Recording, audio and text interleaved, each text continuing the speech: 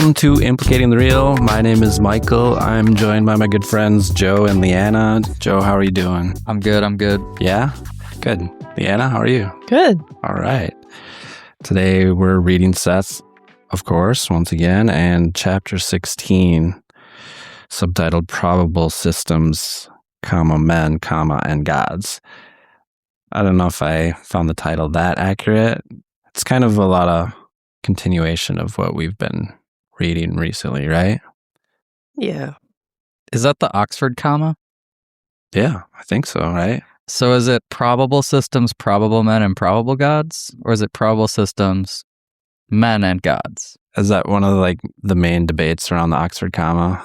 It's like how that adjective gets distributed. Yeah, I thought that's what it was, right? Did we talk about this before? No, I thought it was whether or not the last thing and the second to last thing are one. Or one thing? Yeah.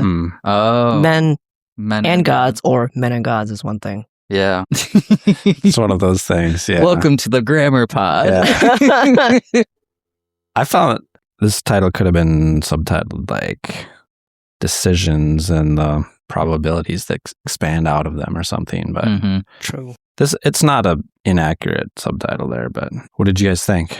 This one's short but dense. Yeah, I liked it. I was telling you before we started recording, I feel like I wish Seth had this chapter way earlier in the book.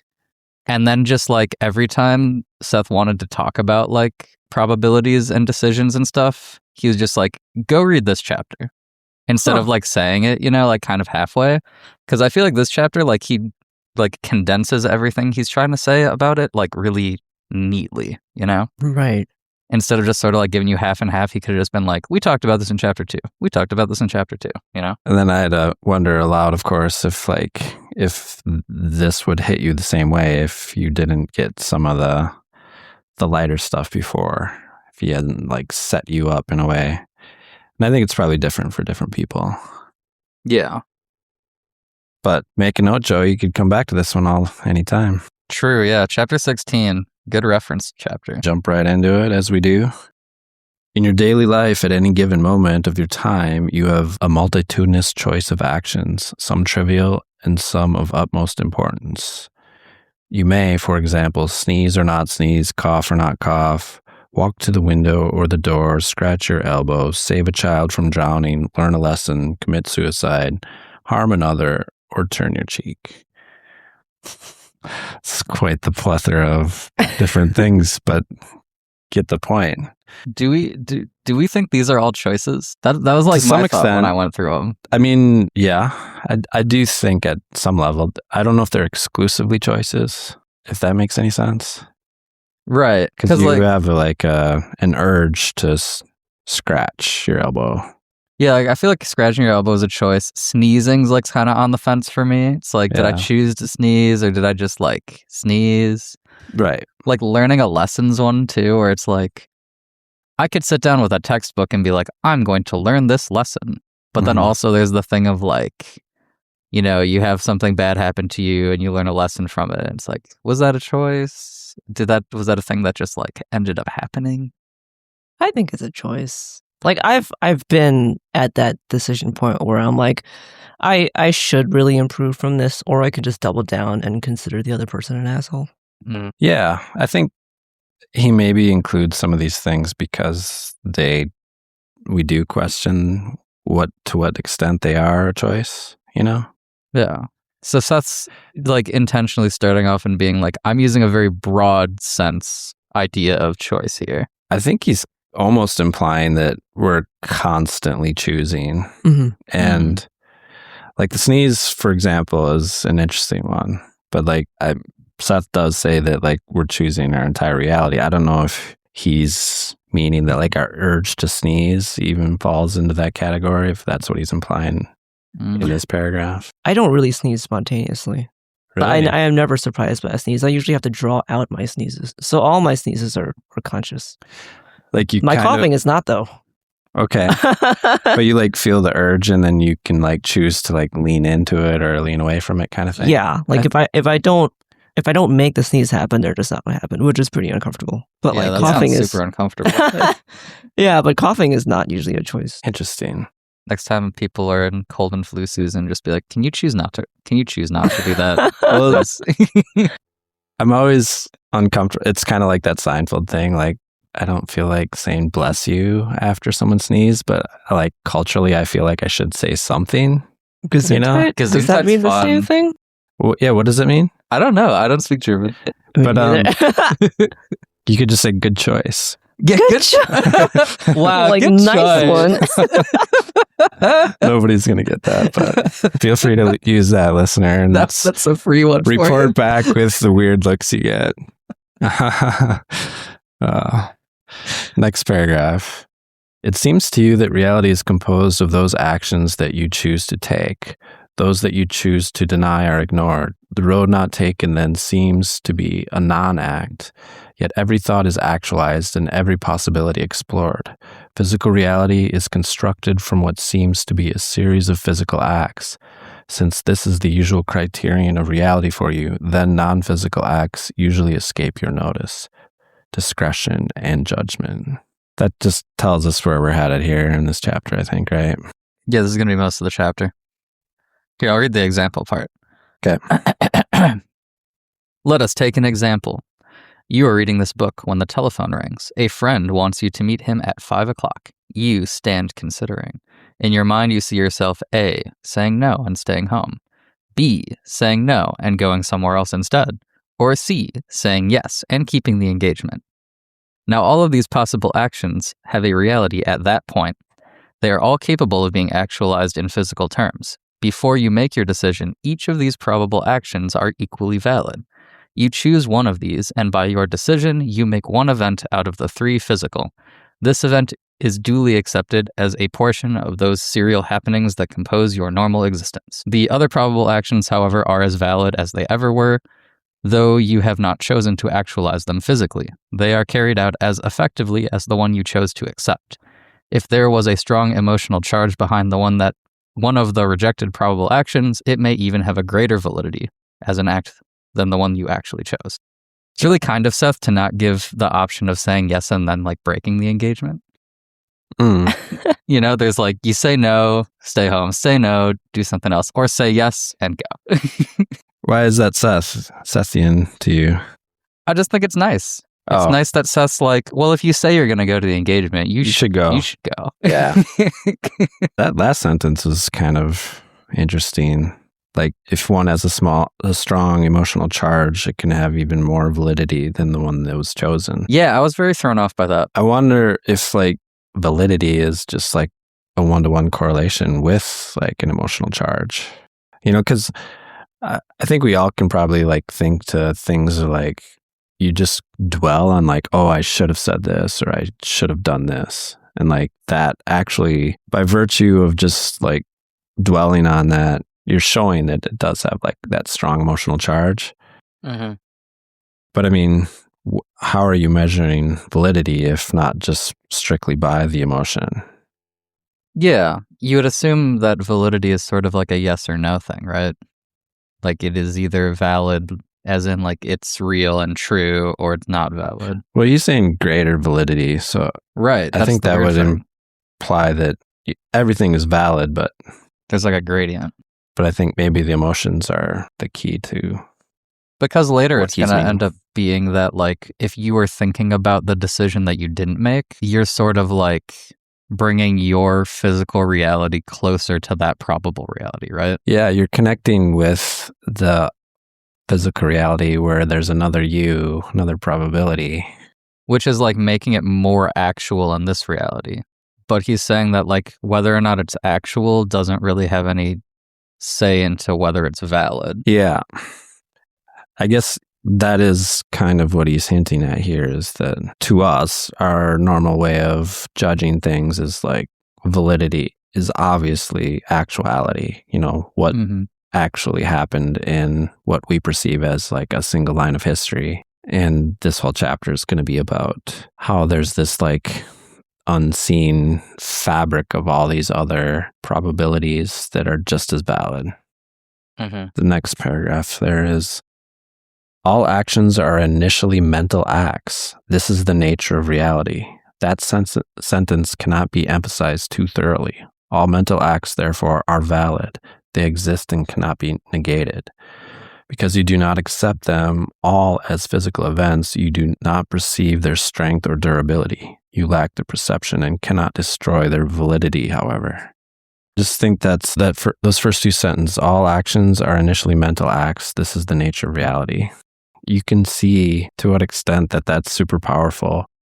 And a lot of this chapter, I was thinking of decisions in the context of, like the dawn of the internet age and social media and stuff, and how we're struggling with choice paralysis and stuff like this, and where we're trying to like restrict, children's access to like social media is because there's so many choices and we're paralyzed that I think like things like TikTok and Instagram make those choices for you, and then you just become sort of like a drone that just like experiences this feed, and you end up being kind of a sad person because of it, because you're not actually acting in the world. Like, I don't know if this is true, but when I was a kid, I'd always hear that like watching television, you burn less calories than sleeping. And I think there's something similar happening where you're getting fed and you're not making any mental actions. If you have a smartphone and you know what you want to do, that's a beautiful tool. You can explore what you want to do. But if you're paralyzed with choice, you just end up on one of these social media platforms and it's just taking you along for the ride. That's so interesting you mentioned that, because last night I was up late watching YouTube and I stumbled across this video that I think is going pretty viral because I've heard some other people talk about it. This creator that had 2 million subscribers did this experiment where he locked his smartphone away in a safe for 30 days just to see how his life would change. And a lot of it was just covering how he had to like get a landline to replace the phone aspect, and he got like a physical calendar and he started having to use MapQuest to get around. And instead of getting like using his tap to pay for his phone, he lives in LA, to get on the bus, he'd have to like get like a bus card, and just his whole adventure going through that. And he said the first day, immediately when he locked his phone away, he was like, I'm bored. And he was like, I haven't experienced this kind of boredom before, because anytime you feel socially anxious or awkward in public, you just take out your phone, or like anytime you're bored, you just look at it. And he found himself finally getting to do things that he had put off. Like he had wanted to read Flowers for Algernon for like 11 months, and he told a friend he would read it, and it's just been collecting dust. And he was like, I'm not even sure if I have the attention span to read this anymore, because my phone is constantly going off with like advertisements or just social media pings. But he actually sat down and read 100 pages in one sitting. And, at the end of the experiment, he started to dread getting his phone back, because he was like, I don't really want to give up my attention to doom scrolling, like you said, anymore. I thought that was just really an interesting experiment. That is interesting.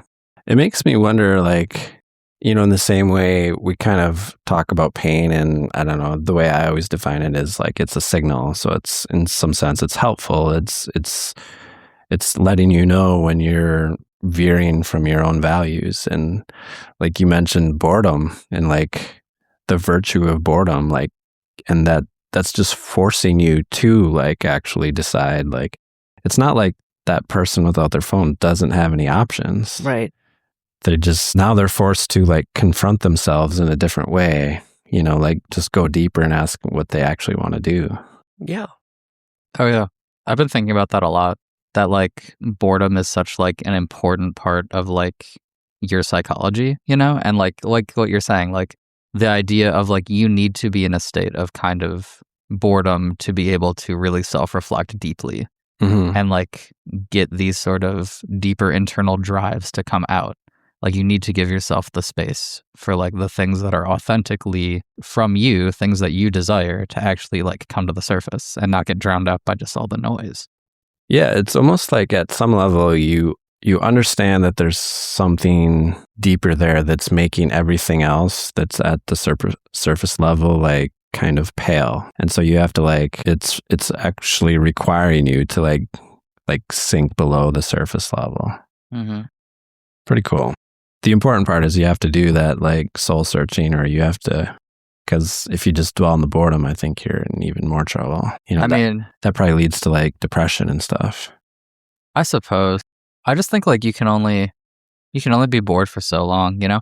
It's like an interesting kind of suffering where like I feel like you can't like sitting in pain for a long period of time is like torturous, right? Mhm. But like sitting in boredom for a long period of time is just like intolerable, you know? Like it just like it sucks, but it sucks in a way that like inspires action. Yeah, I agree. But I just feel like there is like certain parts, so certain times of your life or just certain people that will take it farther than they need to. Well, that's called depression. Yeah, yeah.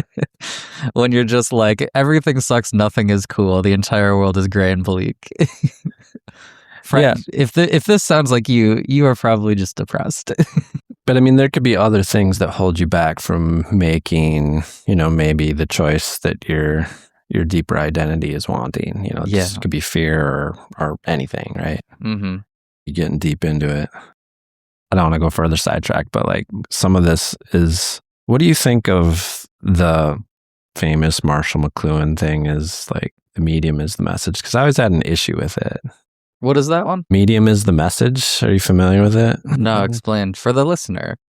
Well, I was hoping you knew more about it, but like partly because I don't agree with it and I'm questioning whether I'm fully understanding the concept. But I think he would say that the message, I think it means almost literally like the message of the iPhone is the iPhone. And then so we get people saying things like we should lock up our phone, you know, which is a valid way of like dealing with this like choice paralysis and stuff.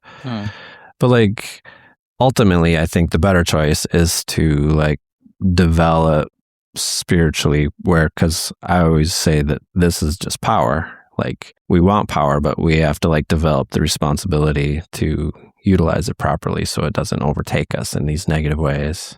I guess. But like you could have an open bear trap just like in your living room and be like, well, I just have the mental fortitude to like not step on the bear trap in my living room.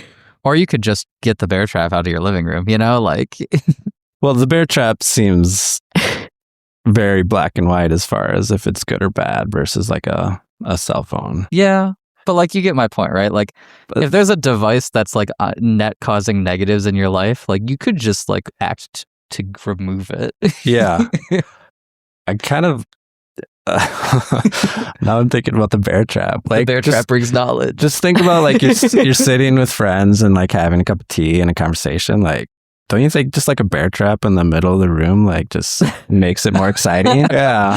Like the stakes are high, but the chances that you might trip are really low. But like you could get your shoulder chomped if you trip. Ways to spice up your life. Listener, next time you have a dinner party, consider a bear trap in the middle of the room. Didn't go where I thought, but I'm glad we went there. But where's this? So what's the original context for this, like the medium is the message thing? I don't know. I feel like we should almost come back to it. I was just assuming that you would know about this. Well, I was confused at first because I thought this was like a spiritualism thing. So when you said medium, I was like, you mean like Jane? Like Jane no. the medium? No, I think he was saying it about, you know, this was maybe back in the 70s or 80s or something that this was a thing. He was apparently a Canadian communication theorist. Okay. So in the 60s, he proposed that a communication medium itself, not the message it carries, should be the primary focus of study. So yeah, maybe I'm just taking it too literally. It might be one of those things of just like understanding how like different forms of media like create different like types of engagement, right? Like you were talking about like the difference between like being on your phone versus being like watching TV, you know? Yeah. And it's just like the act of watching, because like there was so much like hay made back in the day about like, oh, people have like on their TVs, people need to get TVs out of their room, you know, like that kind of thing. Yeah. Where like that was the focus of like how people's interaction with mass media was. And so like that relationship between like the observer and the screen was like very important, you know, and like central to study. Yeah. I guess I still feel like it's poor phrasing because it's not the message, you know, it's kind of sensationalized a little bit. Yeah. I think like it would be more accurate, I think, to say like the medium is important, you know, but it's not as catchy. Sometimes I think like it makes an interesting point if it's used correctly. because there's some forms of media that truly are like the message itself is not important, like except for the psychological impact it has on people. Like people talk about like doom scrolling, right? Where it's like you could say like any of these many things that are like the subjects of people's doom scrolling are themselves interesting messages that should be taken seriously. But in the interaction of doing the doom scrolling process, it could be any crisis event that causes, like it could be fake and it would cause the same reaction to you. Like it's immaterial to you whether the things you're doom scrolling about are real or not, because you're not actually ever going to take action in relation to the real message, you know? Yeah. And like that's why the media. But even there, I feel like that's a better way of putting it. The medium matters. Even has the alliteration. Yeah. All right, we fixed McLuhan. We can move on. Sorry. Got something on the bottom unless you got something first. Nope, my stuff's all about the bottom. Yeah. I didn't want you to skip the next sentence that you didn't read. Oh, about go doctor. ahead. If you... Sure. If you wanted to be a doctor and are now in a different profession, then in some other probable reality, you are a doctor. You have abilities that you're not using here. They are being used elsewhere. Yeah, thank you for... I think I tend to skip over examples more than you guys, so thanks for... It's helpful for the listener. Do you guys have like a profession or something like that you feel like that would apply? Like... Yeah, I mean, I wanted to work with animals as a kid, so... Really? Yeah, like a zoologist or a veterinarian. Yeah. I think I always wanted to be an architect. What about you, Joe? I've been thinking about this a lot recently, actually. There was like a phase in my life where I was like really, really obsessed with hobos. Like when I was like maybe like early like teens, I was like very hobo obsessed, and I like learned all the hobo lore, and I was like swearing up and down. I was like, because my hometown, spoilers for the listener, my hometown is known for having a lot of trains running through it. Like literally, like it cuts the town in half. Like I lived right next to a train track and stuff. So I was like, I swore up and down, like, I'm just going to jump on one of these trains and like start doing hobo life, you know? So I don't know, maybe I can like I can do, what's the movie? Everywhere. Everything. Everything, everywhere, all at once. Yeah, I can do that and then just be like, I know how to make tin can meals.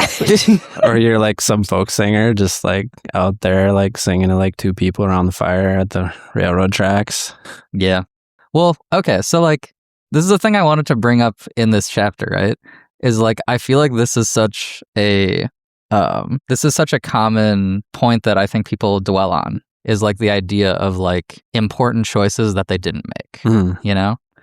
And like the idea of like, I could have had this entire other life. Like, I feel like that's so like romantic and so like magnetic of a thought. Yeah. Like, I feel like that's probably like, everyone has to have that kind of thing, right? Yeah. Because I don't think anyone is so like single-minded that there's not something that like gave them pause and like were tempted.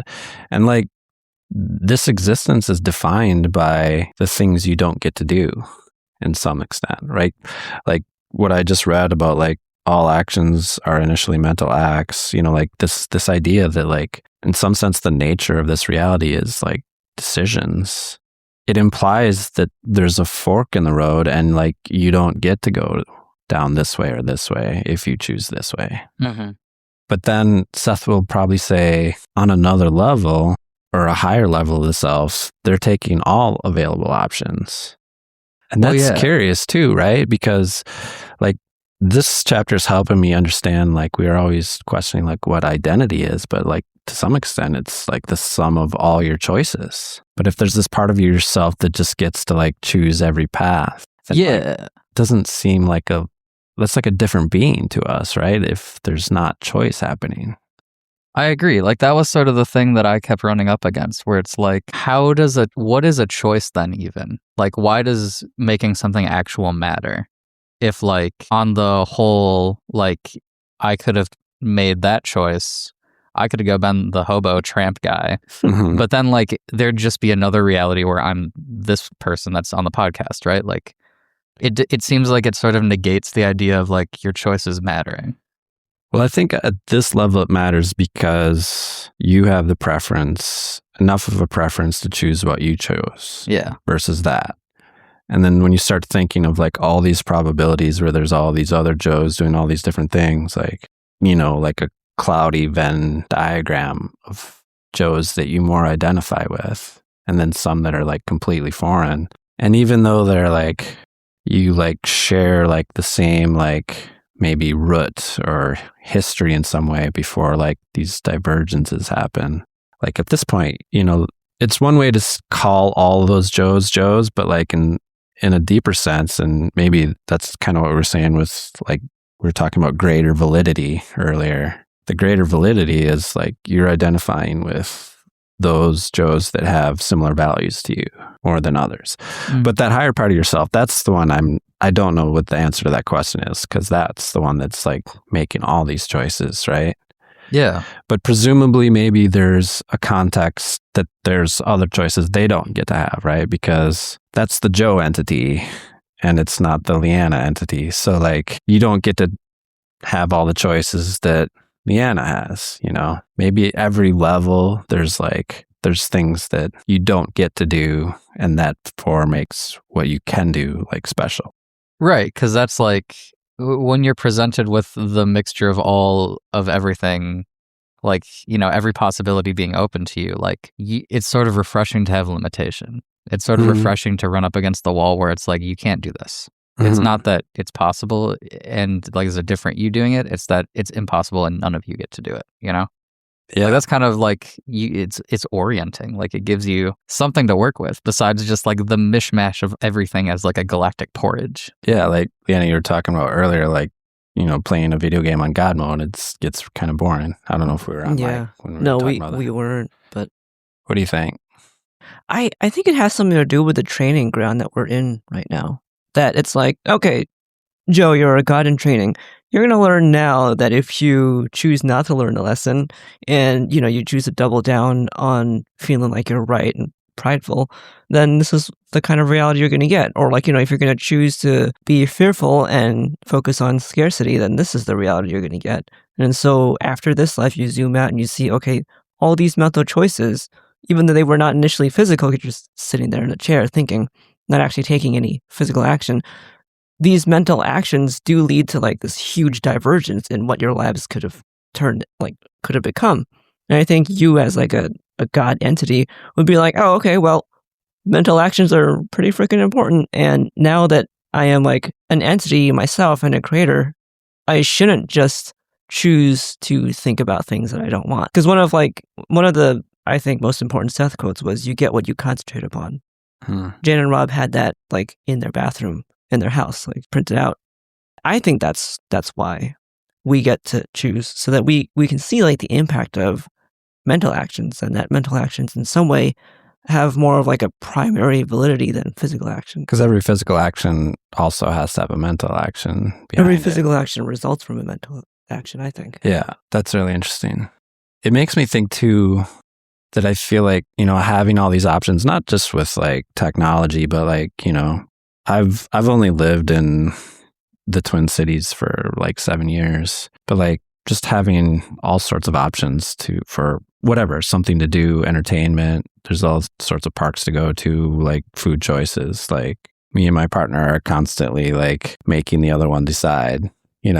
We end up doing like I'll narrow down to 3 and you can choose one, that sort of thing. But like this is defined by like FOMO, which is a real plague almost right now, right? For a lot of young people especially. But like you go through this point where you're mourning the choice that you didn't make to some extent, or you're like dreading making the decision because of what gets cut out. And I think part of like going through that, part of my journey anyway, is understanding that, wait, at some other level, I think I am getting these other choices. And therefore I don't have to feel like it's really silly to like choose the best of a bunch of great options and then not be able to enjoy it because you're mourning the options that you didn't get.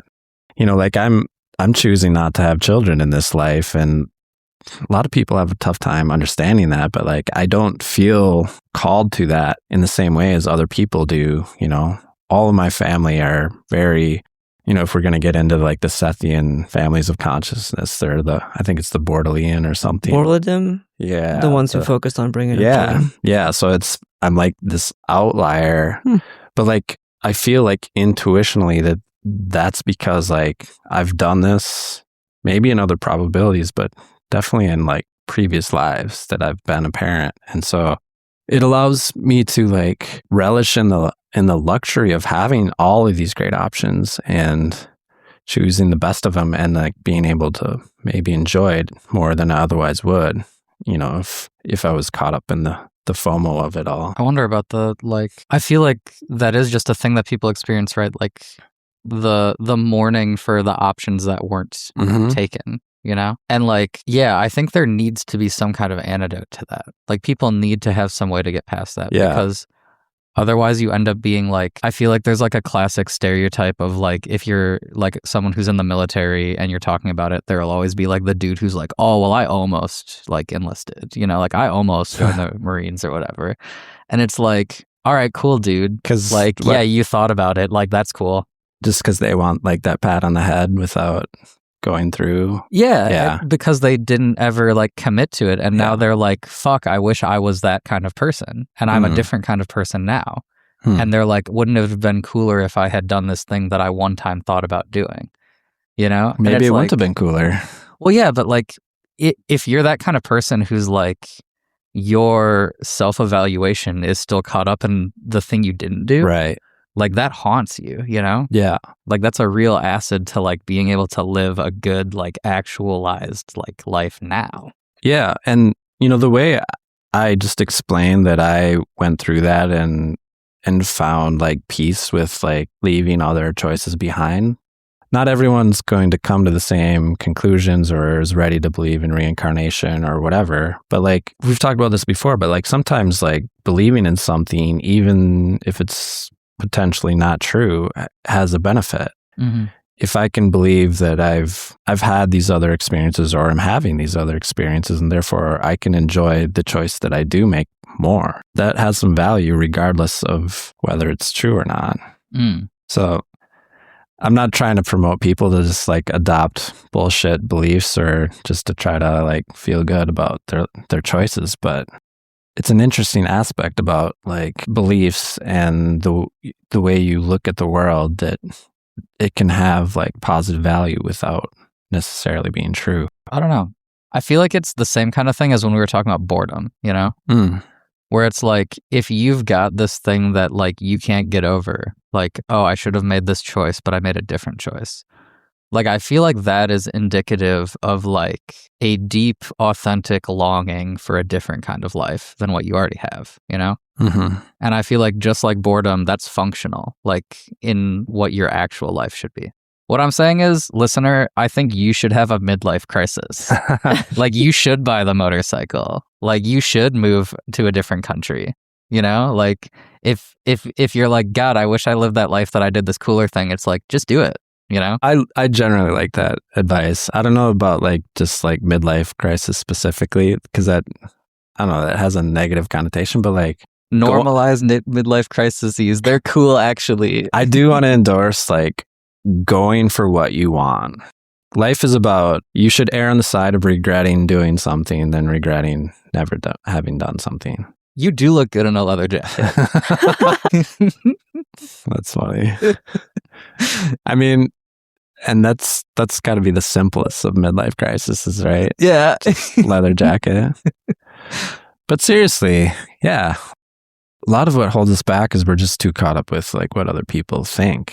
And that doesn't get examined very deeply, I don't think. I think that's the whole crux of the issue is comparing our lives. We don't really teach people growing up, like our society, at least Western society, doesn't ever say like, okay, if you have this in your life, like a roof over your head, food on a table, running water, and the safety of your loved ones, that's good enough. It's always, it's a lot of it is capitalism that tells us we need to be more, we need to have like, more respect in society. We need to make more money. We need to be prettier. We need to look younger. We need to be thinner, whatever.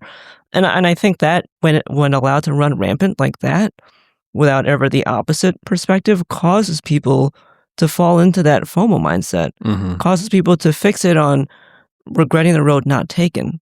Yeah. Because we don't, like, how often do you ever see people say, like, no, you definitely made the right choice, or like, I definitely made the right choice because I had like XYZ happen. I mean, I see that only in the aspect of when women are like, I'm so glad I gave up my career to have kids because my kids are so meaningful to me and I love them more than anything in the world. But I never really hear people say like, oh, I'm so glad I decided to go to major in this study or go into this career track or like to move here. I rarely ever do. It's seems to be more socially acceptable to go the FOMO route and think, oh, but what if I could have had that? And I think, like, I've heard it said that loss aversion in psychology is like really, really powerful, where people will fear the perceived loss of something they already have, and that fear will be stronger than the joy of gaining something they don't have. Yeah. And like, I can't find an example that comes to mind right now, but I'll just think of one. Losing $20,000 for a lot of people would be way more painful than gaining $20,000, which is weird because you would think that they'd focus on the latter. And I think that some people would say, oh, that's because evolutionarily it was more important for you to like hold on to what you have now, the stability that you have now, instead of like the next upgrade for like, you and your family / survival. But I don't agree. I think it's the way that our society perceives things and like our like common belief systems that we share that causes us to see the world that way. Yeah. That's a common thing in sports. I think like especially football, that they'll say like the pain of a loss is so much greater than the joy of a win. Yeah. It's big in like the psychology of sales too, and like just marketing and web design stuff like that. Like, that's why people feel so much more compelled to buy when they see like there's only 3 left in stock, or 400 people have this in their cart, or we're only offering this for this offer for 2 days versus like 7 days. Whereas people who were not going to buy that if it wasn't limited are now suddenly like, oh shit, I think I need this because I don't want to lose out on this chance to buy it. Yeah. I think I agree with you that it's like it comes from how our society structures people's lives, Because it's like, I think if you live such a regimented existence, like you have to wake up at the same time every day, you have to go do the same thing every single day, except for like the weekend that you get off, right? But like most of the days of your life, you're waking up to the alarm at the exact same time, going to the exact same place, driving through the same rush hour traffic, like all this bullshit, right? It's like you're living this life that's so crystallized that like you start reifying the routine to the point where you start getting scared that like, if I don't do this the same way, like everything falls apart, But it's like structurally, that's not how life is, like life is just way more fluid than that. And our society like sort of makes us sort of ignore that fact that like you could let a lot of things slide. You could let a lot of things slide in your life and everything would be fine, There's the loss aversion, but it's like you probably wouldn't even lose that much. It would just be different, But like the difference is seen as a loss somehow, psychologically. Yep. Yeah, and I want to like emphasize too just about examining yourself along this way. Like as long as you're in touch with like what you want and how you're feeling about your life, like you might be fine in the middle of a routine like that. But if you're like ignoring something, I think that's when the trouble starts. And then the way I see it is like if you don't have the ability to listen to that voice and make whatever changes that you might need, then you get sick or some event happens that forces the change. It's life's hard lesson, right? Mm-hmm. It's funny how, a society that doesn't necessarily believe in the connection of larger events like that will like use things in those terms, like what life showed me the hard way. Right. Listener, ask your boss for a vacation. If they say no, just quit. The other angle I wanted to bring up too is just like my journey of like just being more myself and not carrying what I thought. I didn't even know like who I was trying to appease or like placate with like, just making decisions to like fit in rather than being myself. But like the beauty of becoming vulnerable in that way and just being more yourself is that it might be different people, but you'll find that there's people that appreciate you for who you are. And then you're like, oh, well, these are actually my people. You just have to go down that path. And that's why like we started this part of the conversation. But like, I agree with the midlife crisis. Just like you want something, go for it. Mm-hmm. Just Yeah. And I've said this too, I'm sure on the podcast, but like, if you know what you want, however difficult it is to get it, it's a meaningful path. You know, working for something without meaning is, what would you call that? It's absurd or... Yeah, absurd is a really good word Yeah. for it, right? Like in the existential sense, like working against meaning is absurd. Yeah. But like, as long as there's, if you know what you want and you're working towards it, that work is meaningful and you'll enjoy it. All right, got to get off the soapbox and back into the book.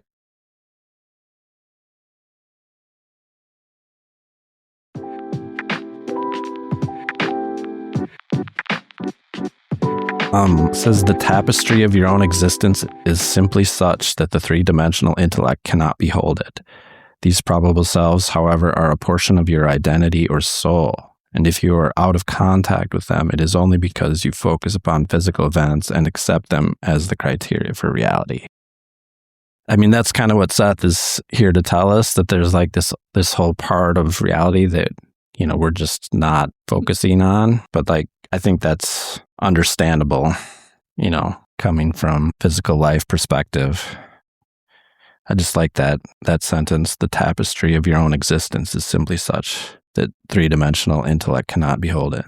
I was like, while I was reading that, I had the cheeky thought that like, I feel like it's the tapestry of reality is such that a chair cannot be beheld three-dimensionally, you know? Like, How so?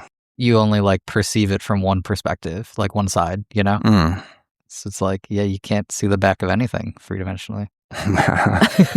Yeah. Like, What if there's a mirror that shows the other side of the... true.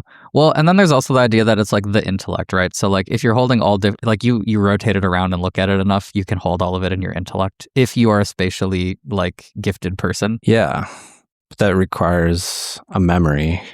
Mm-hmm. Yeah, without a memory, even if you had like perception, I don't even know what question I'm trying to ask there. Vision is two-dimensional. Like right? you wouldn't perceive any action, I don't think. Or I guess vision's three-dimensional. Two-dimensional planes slightly separated by like the width of your nose. And then you get the jiggle physics of like you can between them, right? Yeah.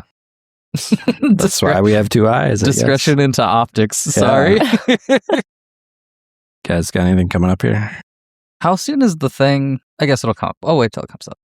It says, if there are individual probable selves, then of course there are probable Earths, all taking roads that you have not adopted. And he starts saying, beginning with an active imagination in the waking state, you can sometimes follow for a short way into the road not taken. This is the like thought experiment part. Yeah, he's kind of saying basically the imagination is like this connective into these other roads not taken. Yeah, I'll read the example part. Okay, Can we read the paragraph we skipped? sure. From any given point of your existence, however, you can glimpse other probable realities and sense the reverberations of probable actions beneath those physical decisions that you make. Some people have done this spontaneously, often in a dream state. Here, the rigid assumptions of normal waking consciousness often fade, and you can find yourself performing those physically rejected activities, never realizing that you have peered into a probable existence of your own. That makes a lot of sense to me, especially, you know, in the dream state, the rigid assumptions of normal waking consciousness often fade. I feel like that explains partly the weirdness of dreams.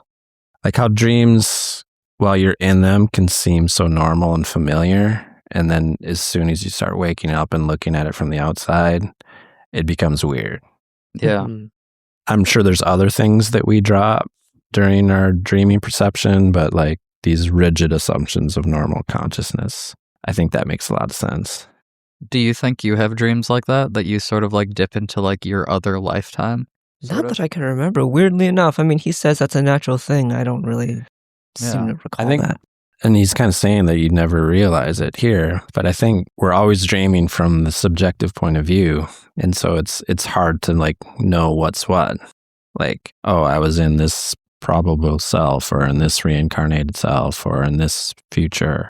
You know, it's while you're in the dream, it's just you and you're doing something that suddenly seems weird. Yeah. Maybe our reality that we're living is just so much more valid than the other one that everyone else is dreaming of being us. Yeah, because we're choosing to do what we really want to do. Well, we The really midlife crisis thing. Yeah. What would Trump say about this reality? It's like, this is the best reality. The other realities, they were a terrible deal. Make reality great again. Yeah. Make reality valid again. Seth, nice guy. Nice guy, Seth. Knows a lot of things. Really good teacher. If only. Okay, so the example, right? Go back to our man at the telephone mentioned earlier. Let us say that he tells his friend he will not go. At the same time, if he imagines that he took another alternative and agreed on the engagement, then he might experience a sudden rift of dimensions. If he is lucky and the circumstances are good, he might suddenly feel the full validity of his acceptance as strongly as if he had chosen it physically. Before he realizes what is happening, he might actually feel himself leave his home and embark upon those probable actions that physically he has chosen not to perform. I've never had that happen. Yeah, I think we kind of talked about maybe the more familiar version is just dwelling on the path not taken more than. But if you experienced a shift in dimension or however he puts it, like would we even identify it as such? Do you know what I mean? Or would you just kind of have like a moment of like thinking about it and then you'd get back into reality and be like, just justify it by being like, I was just imagining Yeah. option. Well, and that's what I figured. that's the happens. word, and he brought it up earlier, the imagination, and that's what we think of when we think of the word imagination. We think of it in terms of like a simulation or a distraction. You know, it's like a daydream. You know, it's like something we're taught very early on by our teachers, like, quit doing that, focus on what we're supposed to focus on. But to Seth, the imagination is like an ability. It's like, it's a connective, or like it has creative powers, you know? So my question here was like, so further he like says that this is sort of an experiment you could run, right? Mm-hmm. Like this idea of like, make a choice and then imagine that you had made the other choice and then like feel sort of like getting connected to that reality is like an experiment that you could do. But like, isn't it possible to just imagine something that isn't possible, right? Like, And then instead of the guy answers the telephone and says like, yes, I'll come to the event, he goes like, actually, I'm going to turn into a transformer and like fly to the moon, and then goes and like flies through the roof, right? Like, and then you can imagine that. Like, I can describe it to you and you can imagine him like punching through his roof, you know? Like, you might even be thinking right now what color the house is from the outside while you're thinking about it. But just because you can imagine that doesn't mean it's possible. He has said elsewhere that any decision point that you arrive at, all the possibilities you think of playing out do happen, not necessarily in physical reality. So that you can have that happen mentally in like a dreamlike reality with actual real other participants, such as your friend turning into a transformer. Okay. So it's still possible. I want to say it's like analogous to what I was saying earlier about, you know, all these Joes, and there's like a Venn diagram of the ones that have similar values to you. Like, so you identify more with them. In the same way, like we identify this kind of sphere of what we call possibility. And so that's closer to us than like turning into a transformer. Even though maybe on the literal broad spectrum of things, like if all reality is mental, like you're saying that, you know, in some version, you do turn into a transformer. But it's just like, because if it's outside of our sphere of what we call possibility, from our perspective, it's further away, in the same way those like Joes that made completely different decisions than ones you would identify with are farther away. Does that make sense as an analogy? I guess, yeah. So if you're like a really like out there, kind of like cuckoo, imaginative person, does that just mean that you're like closer to some realities that most people are not super close to? Is that like what the implication is? Maybe. Yeah, maybe It would bring you closer, I think. Yeah, like maybe such a person is in one of their less valid realities, where most of their more valid realities is cuckoo turning into transformers, punching through roofs type worlds. But they're over here and they're like, you know, stiff, rigid. And they're like, wow, this world sucks. Yeah. Well, and we're talking about boredom. So like a person that's like constantly thinking of those sorts of things is probably somewhat bored with this world, right? Mm-hmm. So they're like, they're reaching towards other possibilities, if you want to even call them that. Like, we wouldn't even call those possibilities really from a rigid materialist perspective, right? But Right. I wouldn't even assume that they're bored. I don't assume that they're more bored in this reality. Because when you say something like that, I immediately think of all the people who made like Studio Ghibli movies, which to me are kind of wacky. Like the Cat Bus is Yeah. a little horrifying, to be honest, and Totoro is also kind of creepy. I don't like agree. that. I don't like the cat bus. It's weird. It's Well, it's trippy, but like, you know, they have a good time bringing that kind of like fantastical. yeah, I should stuff clarify. into I it. don't mean that they're bored if they weren't able to imagine in this way. Is I kind of what I see. mean. I Like, see. they're bored with the possible options. They're having a good time in this reality because they can have furry conventions and stuff like that. Yeah, If they weren't able to do that, they'd lose their Furry minds. You know? yeah, that's funny. We're just closer to the probability where all people are wolves, Hey, man. Michael. As long as it's all consensual, I'm all for it. I just want to point out that you were saying Seth says this is an exercise you can do. He just spends a few paragraphs detailing the experiment, but he says solitude is important. He Yeah, doesn't go into why. Where does he say that? just right in the middle. The last sentence of the next paragraph you didn't read. Such an experiment will not carry you too far, however, and the probable self who has chosen the action that you denied is in important respects quite different from the self that you know. Each mental act opens up a new dimension of actuality. In a manner of speaking, your slightest thought gives birth to worlds. It was the paragraph before that. You Oh, sorry. It's okay. It's okay. I was going to read that paragraph you just read anyways. Let's see. What does it say? This is a simple exercise that can be tried in almost any circumstance. Although solitude is important. Okay. That's weird. Why is solitude important? I don't know. I think it's in the same way, like, they stress that with like meditation. It's just an ability to focus, I think. Yeah. You know, and it also could be the sort of like, there must be a name for this, but like, you know, like the frequency of others in your vicinity kind of thing. Mm. You know, if you have solitude, you have some distance from that. If you're an empath, you got to make sure that other people aren't being angry around you or you'll just get frustrated. Yeah. I'm an empath. Stop being mad at me. I'm going to reread that part. Each mental act opens up a new dimension of actuality. In a manner of speaking, your slightest thought gives birth to worlds. This is not a dry metaphysical statement. It should arouse within you the strongest feelings of creativity and speculation. It is impossible for any being to be sterile, for any idea to die, for any ability to go unfulfilled. So, like, do you have to do the imagining before the world is made? Like, is the imagining the thing that makes the world? That's a good question. Like the difference between like creating and connecting, Yeah. you know? It seems to me like the most productive thing you could be doing with your life then is just like sitting in your room and just like imagining the weirdest shit you can. And then when people are like, I'm out here on my grind doing my job, you're like, I've literally created thousands of realities, but in which the wackiest stuff is happening. Productive in terms of quantity. Yeah. That I think I would take the quality side of that traditional argument. Yeah, but my entity is going to be so much bigger than yours, Michael. Yeah. Big fat entity just like going around like I'm in every single probability you like. Space doesn't exist on the entity level. Yeah.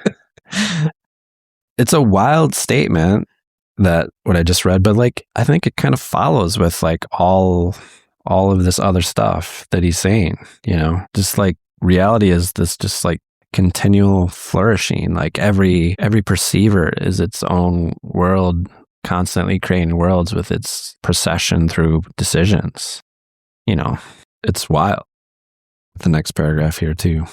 Each probable system of reality, of course, then creates other such systems, and any one act realized brings forth an infinite number of unrealized acts that will also find their actualization. Now, all systems of reality are open. The divisions between them are arbitrarily decided upon as a matter of convenience, but all exist simultaneously, and each one supports and adds to the other. So what you do is also reflected to some degree in the experience of your probable selves and vice versa. I wish you would go deeper into this kind of overlap. Like, what are the implications of, it almost seems easier to put a number on, but there's like infinite probable Michaels maybe, but like, let's say there's 1 million of them. What does it mean if like 600,000 of them choose the same life partner? Does that relationship have this like, does it have more power than the 100,000 Michaels that chose this other life partner? I think if you had a really shitty, boring relationship with the 600,000 partner, then no. If you had like off the charts chemistry with the 100,000 partner, I think he said that the one you feel more emotional about is the one that's more valid. Does like the sheer number affect that? I don't think so. Yeah. Yeah, like, is there like a thing of probability of like, well, you're in a rarer like experience actually because you chose not to go with that person, whereas like, what is that thing? Like some games have that, right? Where it's like decision-making games, and then after you make a choice, it'll be like 80% of players made this same choice as you did. And you're like, oh, I guess I'm just like following the herd. Or like you get the one where it's like only 5% of players made this choice. And you're like, ooh, this is a rare run. This is See? And I think I have some of this, but I think you do too, Joe, just knowing you, but like a little bit of contrarian, like there's part of us that just wants to make the choice that other people aren't making. Yeah. But yeah, I'm still curious about that. Just like, yeah, these decisions. Because I was trying to think like, if we're already on like separate paths, like we can't really choose the same choice, except for when it comes to like relationships or like a career path. You know what I mean? It's not like we've already diverged in some sense, So like a literal like one-to-one choice is we've already diverged from being able to make the same choice in some sense. Yeah, but I think you can converge later. Yeah. Like we were just joking about how we should move to the probable reality where certain things aren't happening. Yeah. Mm-hmm. But like you said, you're never the same because you already diverged. Right. So you are inherently always different. Someday we're going to have like somebody that can find all the quotes that we've... But I feel like there's a quote somewhere that gets onto this, but that'll have to be determined, I guess. Do you remember any snippets? I wanted to say that there was something to it. Like if it was a path that like a bunch of the same probable selves chose, that it did lend it some like extra power. You have like a topography. But I like your example too, but like if it was like a poor choice, then that poor choice gets maybe this extra power. I don't know. Well, there's a thing too where I don't know where it is in this chapter, but Seth talks about like if you don't like something that happened in the past, just like imagine a different past and then it'll retroactively become an option, Yeah, that's like when I first read that was like one of the hardest things for me to accept. Because like in my mind, I'm imagining sort of like the, what's that called? Where you have the petri dish with like what's the thing that like branches out and like spreads around and it's like a little gooey guy? You know what I'm talking about? Like fungus? Mycelium? Yeah, like a mycelium, right? Where it's like spreading out and branching off from like one spot and like going out. But then like, I'm like visually trying to do this for the listener with my hands and I'm realizing that you guys can't see it. It's telepathy, man. They'll get it. Yeah. So you're like branching out in this like time dimension, right? Like forward in time. But like the trippy thing is like in this worldview, you're also branching out backwards too. Mm-hmm. So it's like where you are in your probability is sort of like always in flux because like your past story that leads up to the point you're at is also just like branching. Yeah. I guess the idea is that the only thing that is like really true is the present. Mm-hmm. And the past is just this thing we adopt. I always think of it as like a wake from like a boat or like a tail. And so it's like by virtue of being here and not here, it's pointing you towards this future. Yeah, like just in a manner of speaking, right? Because we accept that we believe that our past is like informing our present and helping determine the possibilities that we have for our future. Yeah, the point that you're at has a slope, even though it's just a point. But if he's saying like every decision we're kind of constantly transforming through this tapestry of reality, then it's not that far-fetched to like literally change your past. Because you only need to change it in your own perception, right? Yeah, he said that the point of power is in the present, and that when you change the past, it will change for you, and it can change the memory of other people that were involved in that incident. And does he say like somewhere that like we do this all the time without knowing it? Constantly. So we change our past. So like it seems like a higher bar to like both intentionally do it and then after you've pulled it off to be able to remember that you've done it. Doesn't it seem like that would be harder? Maybe not. There was somebody in our book club that has claimed to have done this before, and I never really got deep into the conversation, but I'd like to ask him more about it someday. I mean, backing off of the metaphysical aspects of it, I do think just like psychologically, this is a thing that people do all the time and kind of need to do to like make their lives coherent is like, I think there's some sense of how you need to look at the earlier parts of your life and have a through line to like who you are now and be able to say like the person at that time is the same person that I am now. Mm-hmm. And I think that there is sort of an imaginative process that always happens in doing that.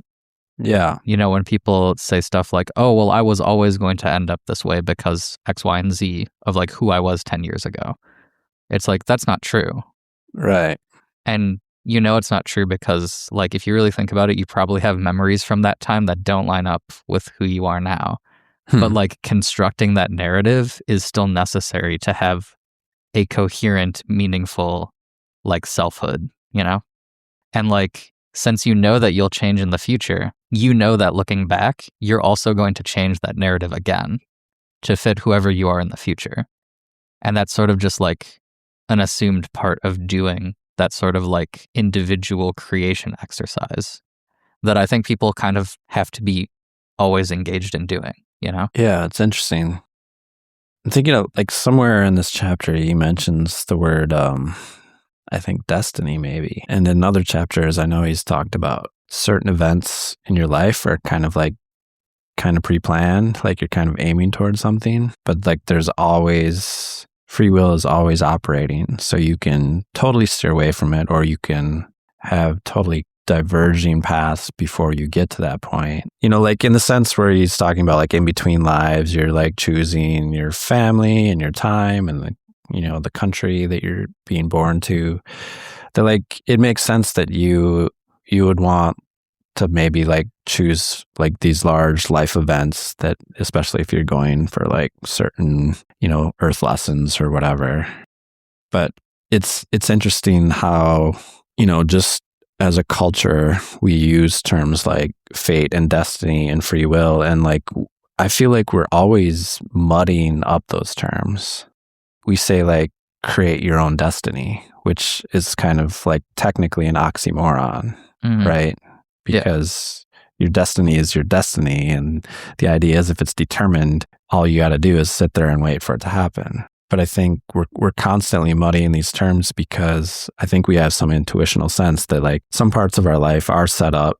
And the way I justify it as all of it being free will is like outside of time, you're also deciding on this predestined relationship or event or whatever. Mm-hmm. It's still a decision. It's just a decision. This larger decision is kind of like put before you from another part of yourself outside of this experience.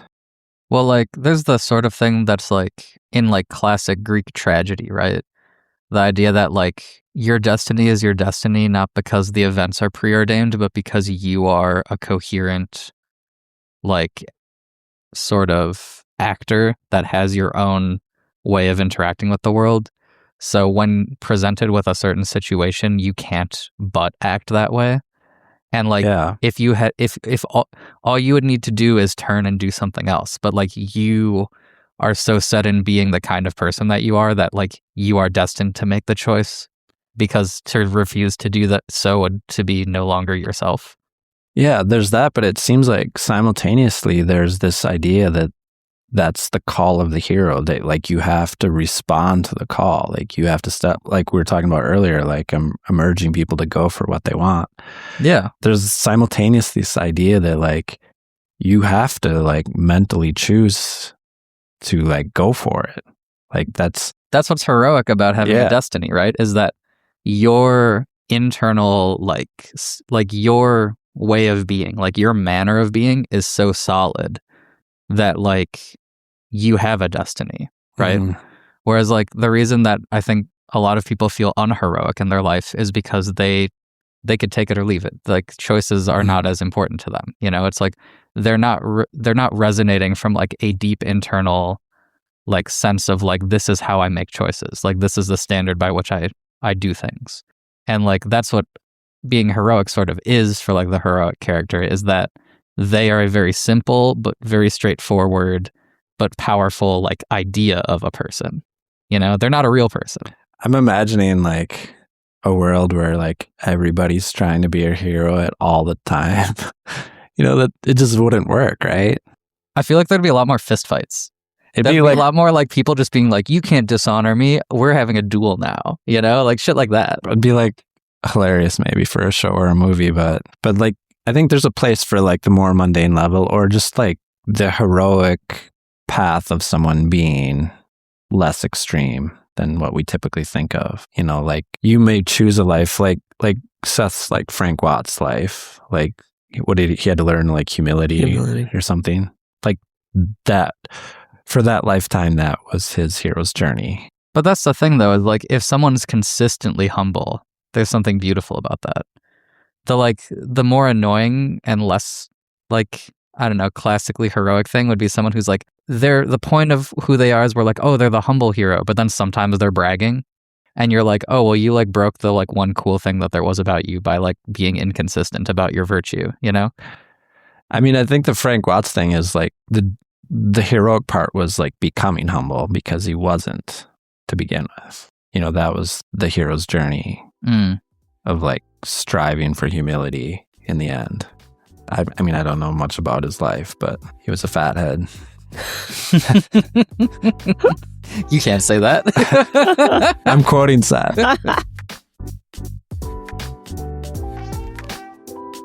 That's our show, but fear not, the never-ending conversation continues next week.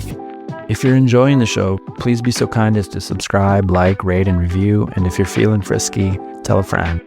Contact us at implicatingthereal@gmail.com. You can support the show at patreon.com/implicatingthereal. We are doing our best, but whatever support you can lend helps us appreciably. We are not affiliated with the publishers or proprietors, but we encourage you to get the books. You can follow along as we endeavor to dive deep into the Sethian worldview, and there's really nothing like cultivating your own relationship with the material. Until next week, we wish you a fun good evening.